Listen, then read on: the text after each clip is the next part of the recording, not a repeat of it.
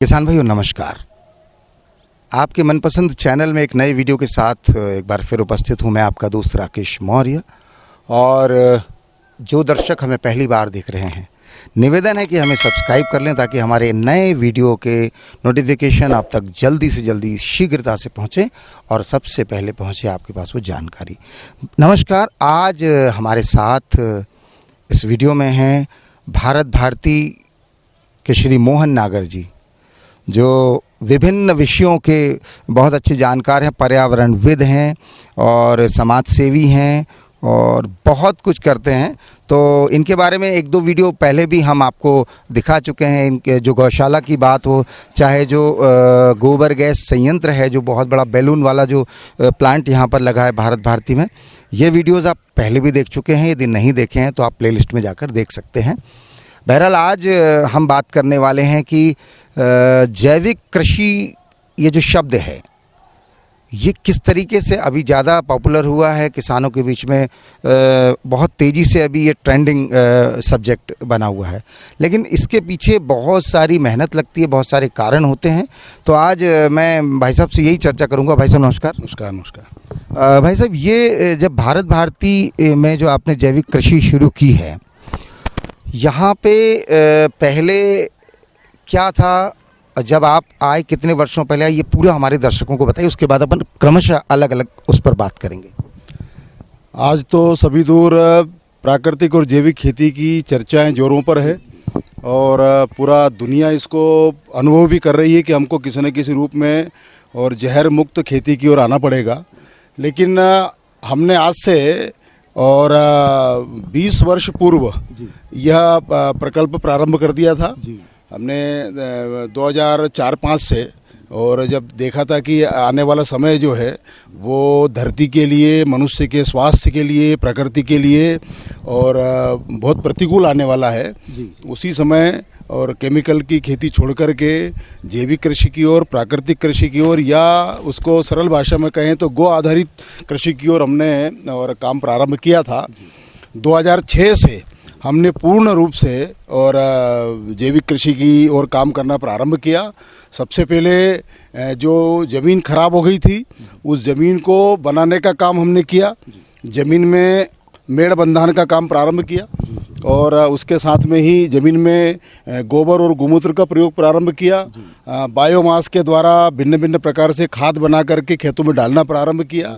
यहाँ से हमारी खेती की शुरुआत हुई और ये खेती एक प्रकार की हमारी पारंपरिक खेती है, ये कोई इसमें नई बात नहीं है।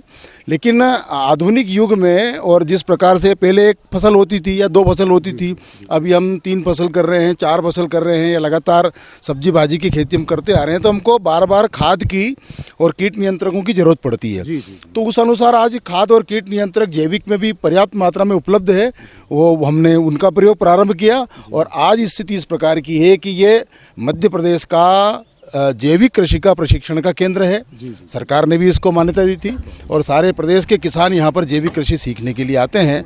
और हमारे पूरा प्रक्षेत्र जो है वो गौ आधारित प्रक्षेत्र जैविक खेती का बनाया है। जी। तो मूल बात किसान भाइयों यही है कि जैविक कृषि में सफलता की मुख्य कुंजी जो है वो गौ पालन है, यही कहना चाहिए। बिल्कुल। बिना गौ माता के हम प्राकृतिक खेती की कहें या जैविक खेती, ऑर्गेनिक, जो भी हम आज नाम उसके अलग अलग चलते हैं, मोदी जी ने तो उसका नाम प्राकृतिक खेती दिया है, तो वो बिना गौ माता के, बिना गाय के, या मैं कहूँगा कि अन्य कोई भी पशुधन हो, उसके बिना ये संभव नहीं है। क्योंकि हमको उसमें गोबर चाहिएगा, उसमें पशु का मूत्र चाहिएगा और उसमें उसके भिन्न भिन्न प्रकार के जो अपशिष्ट है वो चाहिएगा। क्योंकि जो खेती हमारी है वो असल में एक दूसरे के पूरक है। खेती अपने आप में पूर्ण नहीं है। गौ माता अपने आप में अगर दूध के लिए पालेंगे तो वो पूर्ण नहीं है। तो मनुष्य का स्वास्थ्य, प्रकृति का स्वास्थ्य, खेती, गाय, ये पूरा एक चक्र है। ये जब चक्र हम पूरा करेंगे तो हम प्राकृतिक खेती कर पाएंगे। अच्छा, इसमें हम जानना ये चाहेंगे कि हम जैसे कितनी गाय है, उसके बाद में हम कितने एकड़ में जैविक खेती कर रहे हैं और किस तरीके से ये पूरा इसका आर्थिक पक्ष कैसा रहता है, एक किसान के लिए ये जानना जरूरी है। देखिए, आज हमारे पास में पहले पर्याप्त मात्रा में हर घर में गायें और पशुधन अन्य जो होता था, तो उसकी कोई गणना उस समय लोग नहीं करते थे। लेकिन आज अगर हम उस हिसाब से बिठाएंगे तो हमको प्रति एकड़ खेती करना है तो 1 से 2 गाय हमको प्रति एकड़ चाहिए। अगर उस गाय का हम संपूर्ण रूप से पालन कर रहे हैं तो फिर एक एकड़ में 1 गाय भी पर्याप्त है। अगर उसके गोमूत्र का पर्याप्त मात्रा में संग्रह करके और हम उसका उपयोग कर रहे हैं तो 1 गाय भी पर्याप्त है। तो अगर आपके पास में 10 एकड़ खेती है तो लगभग 10 गाय आपके पास चाहिए या 10 अन्य पशु चाहिए आपके पास में। अगर आपके पास 20 है तो 20 चाहिए। तो इस तरह से आपको उसका रेशो बिठाना पड़ेगा। और यह जो गोपालन है, यह गोपालन हमको केवल दूध के लिए नहीं तो धरती माता के लिए, कृषि के, मनुष्य स्वास्थ्य की दृष्टि से इसको हमको देखना पड़ेगा। एक गाय का गोबर जब हम उपयोग करेंगे तो केवल गोबर का उपयोग नहीं होता है। गोबर एक माध्यम है सारे बायोमास को खाद में बदलने के लिए। गोमूत्र एक माध्यम है सारे कीट नियंत्रणों को करने के लिए, वो हमको एक माध्यम है उस प्रकार का। तो हमको केवल गोबर का खाद खेत में डालना है। आज भी जो लोग कहते हैं कि हमको जैविक खेती करना है तो वो गोबर का खाद खेत में डाल देते हैं, तो केवल उससे नहीं होगा। आज आपकी फसल को जो 17-18 प्रकार के तत्व चाहिए वो केवल गोबर में उपलब्ध नहीं है या किसी एक चीज़ में उपलब्ध नहीं है। वो प्रकृति में विद्यमान अनेक प्रकार के जो पेड़ पौधे हैं, पत्तियां हैं, खरपतवार है, इसके माध्यम से हमको मिलेगा। पेड़ के पत्ते हैं, आज लोग उसमें आग लगा देते हैं, लेकिन पेड़ 30 फुट, 40 फुट, 50 फुट नीचे से खनिज तत्व लेकर के अपने पत्तों को, फल फूल को देता है। तो उसमें सारे तत्व मौजूद है। उसमें चूना भी है, उसमें आप जमीन में जितने प्रकार के तत्व रहते हैं वो उस पेड़ को चाहिए वो ले लेता है और पत्तों और फूल को देता है। तो अगर हम उसका खाद बनाएंगे तो हमारे फसल को अपने आप ही उतनी मात्रा में वो सारे तत्व मिल जाएंगे। और इसलिए वो गोबर के माध्यम से उसका मिश्रण करके अगर हम ये काम करेंगे तो हमारी फसल का उत्पादन ये दुगना होगा निश्चित रूप से, और हमको रसायन से छुटकारा मिलेगा इसमें। अच्छा, ये रासायनिक मुक्त खेती भी कहलाती है जैविक खेती। नागर जी, एक चीज़ और हम जानना चाहेंगे कि 1 एकड़ के लिए 1 गाय पर्याप्त होती है, लेकिन बशर्ते केवल दूध उत्पादन के लिए उसको ना पालें, हम उसके बाकी के गौमूत्र का उपयोग करें, गोबर का उपयोग करें, और गोधन लगातार बढ़ता भी जाता है, बिल्कुल बढ़ता भी जाता है। अब इसके बाद खेतों की थोड़ी सी बात कर लेते हैं हम कि जब से आपने जैविक खेती यहाँ पर प्रारंभ की है तो कौन कौन से सब्जियां आप उगाते हैं और उसका उत्पादन रासायनिक खेती की तुलना में आपको कितना मिलता है? हम यहाँ पर असल में भारत भारती एक आवासीय विद्यालय है। तो आवासीय विद्यालय एक संपूर्ण रूप में एक छोटा सा गांव होता है। उसमें 300-400 विद्यार्थी रहते हैं, दोनों समय मिलाकर के 1000 लोगों का खाना बनता है। उसमें दूध की भी आवश्यकता होती है, सब्जियों की आवश्यकता भी होती है, अन्न की भी आवश्यकता होती है, फलों की भी आवश्यकता होती है, सभी प्रकार की चीज़ों की आवश्यकता होती है जो एक परिवार को चाहिए। तो उस दृष्टि से हमने यहाँ पर उसका और व्यवस्थित विभाजन किया है। हमने यहाँ पर फलोद्यान लगाया है, हमने यहाँ पर सब्जी भाजी की खेती करते हैं, यहाँ पर गेहूँ भी उगाते हैं, अन्य प्रकार के पशुओं के लिए चारा भी उगाते हैं। तो सभी प्रकार से जो एक आवश्यक होता है वो सभी प्रकार की यहाँ पर हम उत्पादन करते हैं। लेकिन उस उत्पादन में किसी भी प्रकार से जो रासायनिक खेती के द्वारा होता है, जैविक खेती में किसी भी प्रकार से कम उत्पादन नहीं होता है। बल्कि आज जैसे हमारे टमाटर ज़्यादा हो गए, अभी हम टमाटर खूब निकल रहे थे, बाजार में लोगों के टमाटर नहीं बिक रहे थे, 100 रुपये कैरेट भी कोई खरीद नहीं रहा था। और भारत भारती के टमाटर जब बाजार में 2 रुपये 3 रुपये किलो टमाटर था, उस समय हमारे टमाटर 300 रुपये कैरेट लोग पहले खरीदते थे। तो हमको बड़ा आश्चर्य हुआ कि भाई आप क्यों खरीदते हो? बोले साहब आपके यहाँ के टमाटर जो है वो 8-10 दिन तक और चलते हैं। तो हम ये बाजार भी कर लेते हैं, वो बाजार भी कर लेते हैं, खराब नहीं होते हैं। तो जैविक खेती की जो फसल है वो लंबे समय तक चलेगी और इसके साथ में ही आपका स्वास्थ्य अच्छा रहेगा।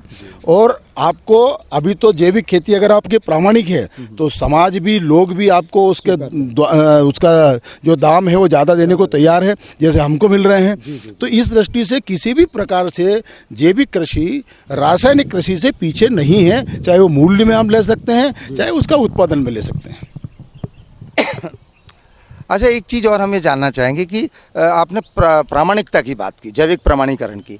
एक कोई नया किसान जो जैविक खेती मान लीजिए आज से शुरू करता है तो उसके लिए प्रमाणीकरण के लिए उसको कितना समय और किन किन कामों को उससे करना होता है, थोड़ा सा संक्षेप में। उसके लिए अलग अलग प्रकार की संस्थाएं हैं, कुछ प्राइवेट संस्था भी है, कुछ सरकारी संस्था है। मध्य प्रदेश की MP सोका है, हाँ, जो जैव प्रमाणीकरण संस्था है वो, उसमें अगर आप आवेदन करेंगे तो उनके लोग आपके पास में आते हैं और वो आकर के आपके खेती का रकबा देखते हैं। देखने के बाद में आपका पंजीयन करते हैं और कुछ निर्देश देते हैं। जैसे आपकी खेती कहाँ पर है, अगर आपकी खेती बाकी रासायनिक खेती करने वालों के बीच में है तो आपको उसको खंती खोदना पड़ेगी, पाल बनाना पड़ेगी ताकि उसका पानी आपके इसमें नहीं आए, कुछ निर्देश देते हैं और कुछ शुल्क जमा कराते हैं। उसके बाद वर्ष में 2 बार 3 बार आपके खेत का निरीक्षण करते हैं, आपके यहाँ का सब प्रकार का परीक्षण करते हैं। फिर आपको 1 साल का, 2 साल का, 3 साल का धीरे धीरे सर्टिफिकेट देना प्रारंभ करते हैं। 3 साल बाद आपका प्रमाणीकरण हो जाता है, लेकिन उनका वर्ष में 2 बार 3 बार जो उनका आना है वो निरीक्षण, उनका विजिट वो चलेगी।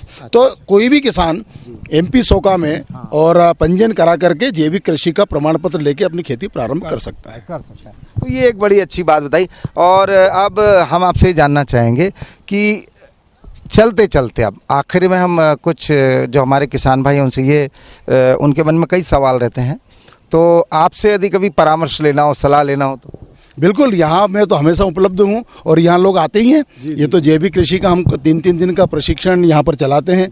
किसान भी आते हैं, जिले भर के किसान आते हैं, प्रदेश के किसान आते हैं। यहाँ पर देश भर के कार्यक्रम होते रहते हैं, वो लोग भी प्रशिक्षण की दृष्टि से यहाँ पर आते हैं जैविक कृषि का। हम यहाँ पर मिट्टी परीक्षण कैसे करते वो सिखाते हैं, खेत की तैयारी कैसे करते वो सिखाते हैं। हम यहाँ पर बीज को किस प्रकार से तैयार करते हैं वो सिखाते हैं। फिर खाद बनाना सब प्रकार के वो सिखाते हैं और इसके बाद में कीट नियंत्रक कैसे बनाते हैं वो हम सिखाते हैं। बाजार में कैसे उसका करना ये भी हम उनको प्रशिक्षण किसानों को देते हैं कि किस प्रकार से हम और आज के ज़माने में और हमारी खेती का हम प्रचार प्रसार कर सकते हैं। कुल मिलाकर के जैविक खेती जो है वो जीवों के द्वारा और जीवों के लिए खेती है। और आज जो है वो लोग जो है जीवों को मार करके, सब प्रकार की तितलियां मार करके, केचुए मार करके, सांप, मेंढक सब मार दिया और उसके बाद जो अन्न पैदा होगा, मुझे बताइए आप, उससे मनुष्य कितना दिन जिंदा रहेगा खा करके? हम सबको मार के जो खेती कर रहे हैं, हमने खरपतवार खत्म कर दी, हमने सारी चीजें खत्म कर दी। तो ये विचार करना चाहिए कि हम जो सबको मार रहा है उससे मनुष्य कितने दिन जिंदा रहेगा। और मनुष्य पर वो आपत्ति आ गई है। जिस प्रकार से आज मनुष्य जो है बीमारियों का एक पुतला बन गया है, हर व्यक्ति कोई ना कोई किसी न किसी प्रकार की दवा ले, उसका दुष्परिणाम है ये। अच्छा, मोटे अनाज के ऊपर ध्यान में आया कुछ मोटे अनाज को लेकर अपने यहाँ पे करने वाले हैं? नहीं, मोटे अनाज का तो आज जो जिस प्रकार से देश भर में प्रचार चल रहा है, तो हम यहाँ पर ज्वार लगाते हैं और मक्का लगाते हैं। तो परंपरागत जो फसलें हैं उस पर फिर से लोग आएंगे, क्योंकि मनुष्य का स्वास्थ्य उसके साथ जुड़ा हुआ है। तो इसलिए हमको परंपरागत उस खेती की तरफ आना पड़ेगा। अगर मानव स्वास्थ्य से जोड़ा जाएगा, केवल व्यापार की दृष्टि से देखें तो ये बहुत दिनों तक चलने वाला नहीं है। तो इसलिए हमको मानव स्वास्थ्य और प्रकृति को स्वास्थ्य को लेकर के आना ही पड़ेगा कि पृथ्वी का स्वास्थ्य खराब हो रहा है। पूरी पृथ्वी इस समय बुखार में है, गर्म हो रही है। कल पृथ्वी दिवस भी है। तो हमको विचार करना पड़ेगा कि अगर पृथ्वी को ही बुखार आएगा, धरती माता ही बीमार है, तो उसके पुत्र पुत्रियां कैसे स्वस्थ रह सकते हैं? इसलिए विचार करना पड़ेगा। बहुत अच्छी बात भाई साहब आपने कही है और किसान भाई बिल्कुल सोचने की ज़रूरत है। और यदि मान लीजिए रासायनिक खेती आप करते भी हैं तो जैसा कि भाई साहब ने बताया कि धीरे धीरे करके कदम बढ़ाएं और आपके आजू बाजू वाले किसान भी आपको देख के प्रोत्साहित होंगे, फिर धीरे धीरे करके वो रकबा बढ़ते जाएगा तो एक पूरा जैविक गांव भी तैयार हो जाएगा। भाई साहब चलते थे, कोई गांव विशेष पर आप जैविक के लिए काम कर रहे हैं? अनेक गाँव में काम कर रहे हैं। अभी संपूर्ण गाँव तो नहीं हुआ, लेकिन एक एक गाँव में 15-15, 20-20 किसान ये जैविक कृषि की ओर आ रहे हैं।